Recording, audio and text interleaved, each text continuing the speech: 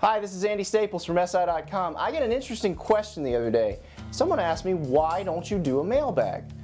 Well, the simple answer is the written college football mailbag is handled very capably on SI.com by my colleague Stuart Mandel. But we thought, hey, we could make this a little more interactive, use a little social media. Maybe we need another mailbag. Maybe it needs to be a video mailbag. So here I am. So, if Stuart is too big time to answer your questions, you can tweet me at Andy_Staples, and you'll probably get your question answered here. Chances are, most of the questions I'll answer will be about college football, but I'll answer pretty much anything. So we're going to do this once a week because really college football never stops. So think of your questions, send them to the hashtag #DearAndy, and you never know, I might be giving you a stupid answer to a very smart question sometime in the near future. Our first question comes from MV Parker, who asked what my take is on the Texas A&M offense post Johnny Manziel. Will top recruit Kyle Allen be the guy to take over the job? Well, Mr. Parker, Kyle Allen certainly is a candidate to replace Johnny Manziel, but so is that guy. That's Kenny Hill. He played behind Manziel last year, dual threat guy from the Dallas area, son of former St. Louis Cardinal Ken Hill, so he understands what athletics at a big-time level are about. Texas A&M offensive coordinator Jake Spavital definitely has some options. He's also got Matt Jokel, who's back for another year. Most likely, this competition will come down between Allen and Hill, and they've been competitive even before spring practice started in the meeting room, trying to get a grasp on the offense. Hill obviously has a head start because he was there last year. They're going to have weapons. Cam Clear at tight end, a stable of backs. Cedric Abui moving from right tackle to left tackle to replace Jake Matthews. You can't really pick a guy in the spring even if somebody separates himself, because if you do that, you run the risk of someone transferring, and then you've got a depth issue. So I would imagine that this race will carry over into preseason practice, and we may not know who is going to succeed Johnny Football until very close to the first game. Our next question comes from one of my favorite Twitter foils from ACC Country. John asks, how many non-FSU ACC games did you cover last year?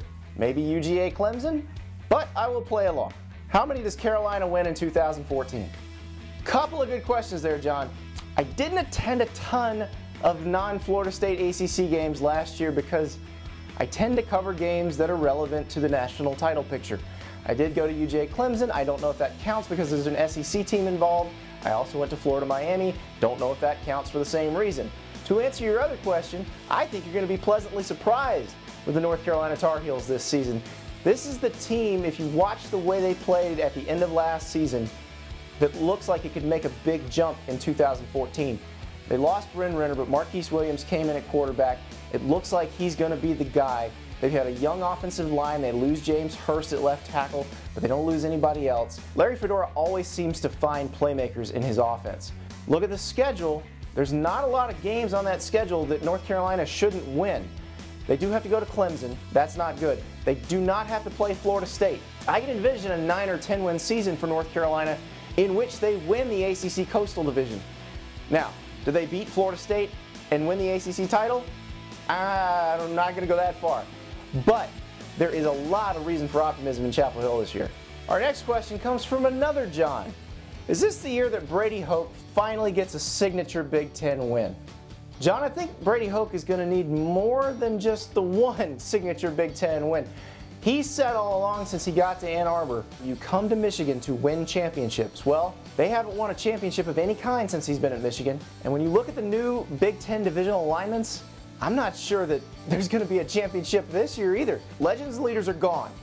East and West are in. Well, geography is not going to be kind to the Wolverines this year because they have to go to East Lansing and to Columbus for division games. That's a pretty big 8-ball to be behind. We don't know what kind of elite Devin Gardner is going to make as a quarterback. We don't know if Shane Morris is going to push him, maybe win the starting job.